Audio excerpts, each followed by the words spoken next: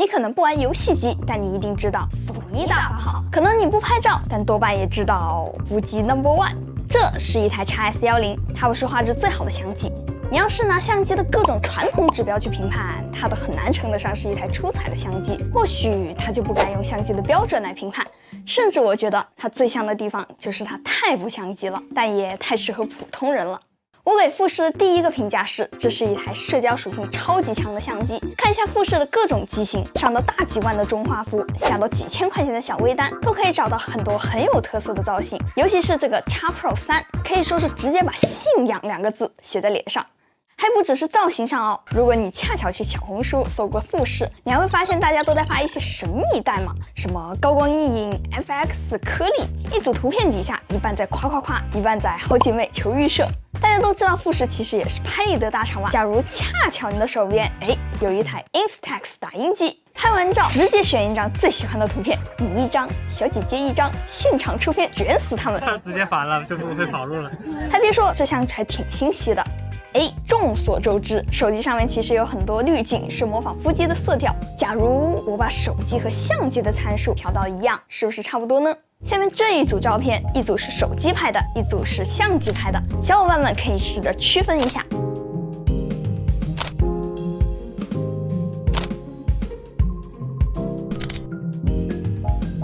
怎么样，猜对了吗？其实可能和有些小伙伴想的会有一些不一样，对吧？作为一个曾经在摄影工作室工作，拿着全画幅机器，天天熬夜修图的我，在买富士之前的想法就是玩呢？你这个相机加滤镜，你有点出息没有？别急，富士确实不是一台正常的相机，甚至它有点反相机。它的画质不是重点，很多时候甚至还会主动加噪点，主动降低锐度。色彩是不是真实也不重要，这种色彩谈真实，你还不如去跟贝奇聊嗨掰。预设才是富士的灵魂，和很多相机不一样，我建议把你的脚架收起来，把电脑合上，直接直出。没错，作为一台相机，我推荐它直出。可能这时候就有一些小伙伴就要上火了啊，那为什么我不直接用手机拍啊？这个我待会儿再解释。咱们先来了解了解富士是个啥。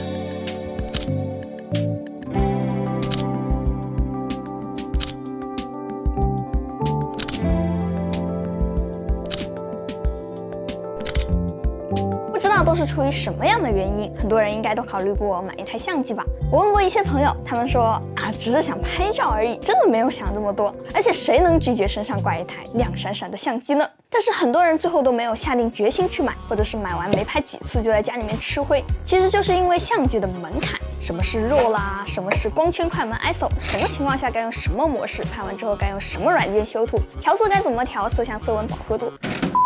虽然基础知识最好还是要了解一下，但是富士的上手难度真的低了太多了。只要学会抄参数，会按快门，就能拍出挺好看的照片。如果是经常玩摄影的小伙伴，看一眼就应该能整明白了。然而，就算是经常玩摄影的小伙伴，其实很多时候也拿不准主意应该怎么调色。不知道大家有没有这种经历？感觉这个颜色也不错，那个也还可以，来来回回几十分钟过去之后，随手点了个滤镜，比自己调的还好看。所以人类的本质就是开盲盒，富士很清楚这点啊。与其选来选去，还不如直接开盲盒，反正最后开出来基本上都还挺好看的。你看看隔壁 X Pro 3，直接把屏幕藏起来，懂不懂旁轴的含金量啊？而且咱富士再精进了一步哦，按快门的那一下是开滤镜盲盒，那怎么够啊？这屏幕也是开盲盒。且不说你 EVF 和 LCD 完全是两码事，这2块屏幕并没有任何一块是准的。不回家的话，你是不太可能知道你拍出了个啥。Instax 打印机那就更是开盲盒了，毕竟本质就是一个拍立得，所以说你拍一张照片就能看到4种不同的效果，真不错。不过我个人觉得，好像富士的相纸比宝丽来的要清晰一些。如果担心出错的话，还可以直接用富士的神器胶片包围，按1次快门就可以拍出3种滤镜色彩，直接治好选择困难症。为了好好开盲盒，在直出效果上，富士提供的调整选项应该是最多的了。可以调整曲线，调整宽容度，调整噪点。如果拍人像的时候，直接用最高宽容度，就可以很好的照顾到环境还有人脸，居然还有层次感。假如你想拍比较浓艳的照片，就调到最低宽容度，氛围感一下子就出来了。还有一些比较有特色的选项，比如说这个蓝色 FX， 它可以让蓝色的地方变暗变鲜艳，变得更重口味一点，体现到画面里面，天光的区别是最大的。那么你最喜欢哪种颜色嘞？甚至你还可以选择加大噪点还是小噪点，感觉有点难理解，其实也没有关系。会抄作业吧？抄一下作业，拍的时候稍微亮一喵喵，胶片味儿就出来了。说了半天就是套滤镜呗，套滤镜谁不会啊？不过我还真套不出来，就算是同样用富士的 RAW 套上相同胶片模拟，还就真是没那味儿。不过想想也是，富士的影像工程师10多年的时间才研发出了19个胶片模拟，而他们的来源也是富士几十年的数据反馈和经验积累的结果。正常的滤镜 App 里面都有几百套滤镜了，这技术含量当然不是一个级别的。根据富士的说法，胶片模拟的最终目的从来都不是模仿胶片，也不是单纯的风格化，而是提高画质。这个画质指的是舒适的观感，甚至富士还让同一个滤镜在参数不同的时候会有不同的表现。比如 Acros 滤镜低感光度的时候就会非常干净，但是高感光度的时候，它会利用原有的噪点转化成比较像胶片的颗粒感，就很神奇。所以你甚至可以试试看，在同一个地方用同一个滤镜，但是用不同的参数，或许会有奇效。而且更离谱的是，这种胶片色也可以用在视频里面，就一个字：毒。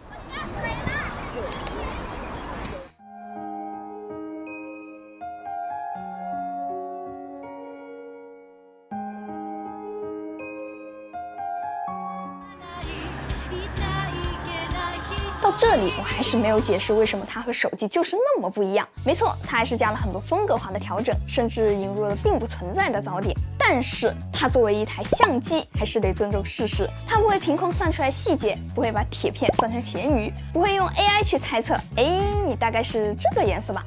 大体的物理虚化并不需要担心发丝抠不抠得出来，不用担心打开相机会不会卡一下，错失决定性的瞬间。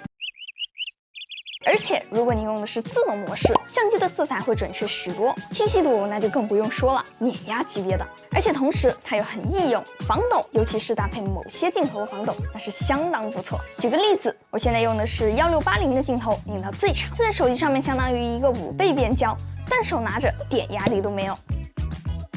那可能有的小伙伴就要说了，你这 UP 主不专业啊，和手机比，那肯定是不讲武德的嘛。确实但是为啥我会买一台这么手机的相机呢？几年前我用的是尼康索尼，一张图修1天。到今天频道拍视频用的当然还是硬核的索尼 FX3、佳能 R5、BMPCC。但是从工作拖出神来的时候，我就只想用一台简单的相机，不需要那么严谨的参数，看到值得记录的情景，我能随时掏出来完成我的想法，这就够了。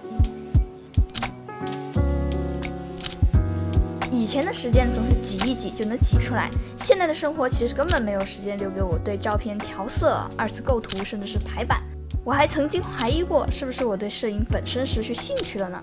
想起之前旅游，整次旅游的记录不过寥寥几10张，因为修图真的太累了。或许是之前我把拍照这件事情搞得太复杂了，现在的我更享受这种随手拿起来就能出片的感觉，把注意力回到记录这件事本身，看到相簿里面慢慢增加了回忆，也莫名有了点成就感。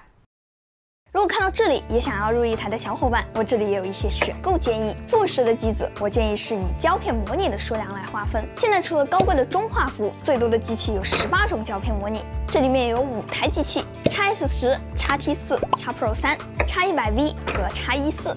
它们在拍照画质上面区别并不大，但是价格差了很多。别忘了，富士的外观和信仰那可是都要算钱的。最夸张的就是这个 X100V， 银色机身、光学旁轴、可替换快门键、实体参数转盘，信仰和外观都拉满了，1万多，还不可以换镜头。X-E4只要1万多的价格，长得也差不多，但是不论是操作还是握持都不如别的相机，算是比较中看不中用的产品。我建议，如果不是真的特别追求外观的话，没有必要选择。另外几台里面 ，X-S10的性价比最高，它和 X-T4的区别主要是外观和操作。X-T4有一台富士该有的一切，所有的参数都可以在不开机的情况下用波轮控制，银色的机身也好看很多，性能上也是能给的都给了，比如说储存卡多1张啦，能开4K60啊什么的，总之就是旗舰。如果不差钱想一步到位的话，那就可以直接选择 X-T4。如果比较追求性价比的话，X-S10会是不错的选择。XT30第2代呢，可以简单的理解成一个外观更好看，但是去掉了防抖的 XS10。而且需要注意一下的是 ，XT30的翻转屏是不能翻转到自拍位置的。哦对，还有个 X Pro 3，这台机器比较神奇，价格和 XT4接近，但是在性能上并不强，甚至还不如 XS10，连机身防抖都没有。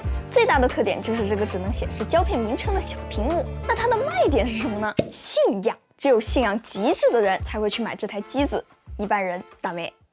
好啦，这期节目到这里就结束了。这期节目制作的过程中，我也收获到很多之前意想不到的知识。如果这期视频对你还有所帮助的话，记得给我点赞、3连关注哦。那我是千里，咱们下期再见吧，拜拜。